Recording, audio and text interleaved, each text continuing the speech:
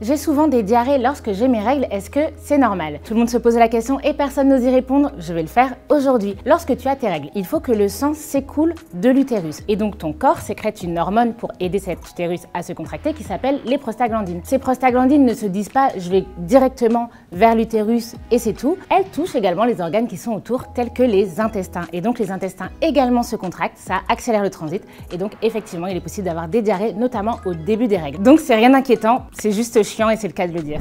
Depuis quelques mois, je n'arrive plus à avoir de rapport sexuel. On m'a parlé de vaginisme. Qu'est-ce que c'est? Eh bien, le vaginisme, c'est une contraction réflexe des muscles du plancher pelvien, c'est-à-dire les muscles autour du vagin. Et il arrive dans certaines circonstances que ces muscles se contractent tellement qu'ils empêchent les rapports sexuels avec pénétration. Eh bien, ça peut être dû à du stress, ça peut être dû à des douleurs. Donc, en numéro 1, tu vas consulter un professionnel de santé pour voir s'il n'y a pas un problème de santé à résoudre pour guérir de ce vaginisme. Pour en guérir, c'est rare de devoir voir un seul professionnel de santé. Souvent, on parle de prise en charge pluridisciplinaire, c'est-à-dire tu peux en parler à la personne qui fait ton suivi gynécologue, médecin généraliste ou sage-femme. Tu peux en parler aussi à des professionnels du périnée, kiné ou sage-femme, et tu peux évidemment en parler à un ou une sexologue pour résoudre le problème. En tout cas, avoir une vie sexuelle, c'est pas forcément avec pénétration, et donc il est complètement possible d'avoir du vaginisme et d'avoir une sexualité épanouie.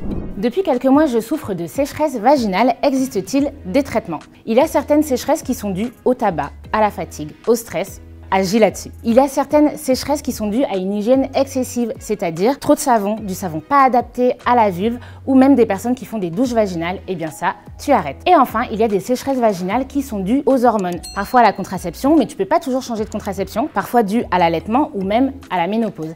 Et dans ce cas-là, oui, il existe des traitements, il existe des solutions, soit des gels, des crèmes ou des ovules à appliquer sur la vulve ou dans le vagin pour traiter la sécheresse, et il en existe même avec des hormones en cas de ménopause. Donc parle-en à ton professionnel de santé car oui, il existe des solutions. J'ai souvent des mycoses, comment les éviter? La mycose, c'est une infection génitale hyper fréquente. Souvent, on pense que les mycoses, c'est sale, alors que c'est souvent l'inverse. C'est souvent dû à un excès d'hygiène, c'est-à-dire on arrête les savons trop agressifs, même on essaie de ne se laver que à l'eau et que à l'extérieur, donc que la vulve, jamais le vagin. On évite de garder des sous-vêtements trop serrés, des sous-vêtements synthétiques, des pantalons trop serrés. On change ses sous-vêtements après sa séance de sport et on garde pas sa culotte humide après sa journée à la plage. Elles adorent le sucre, donc fais attention à ton alimentation. Les mycoses adorent les changements hormonaux, donc il arrive souvent d'en avoir pendant les grossesses, avant les règles et selon la contraception. Ensuite, si tu fais des mycoses à répétition, lorsqu'on te prescrit des antibiotiques, c'est possible que ça provoque une mycose. Parle-en à ton médecin, comme ça il pourra te prescrire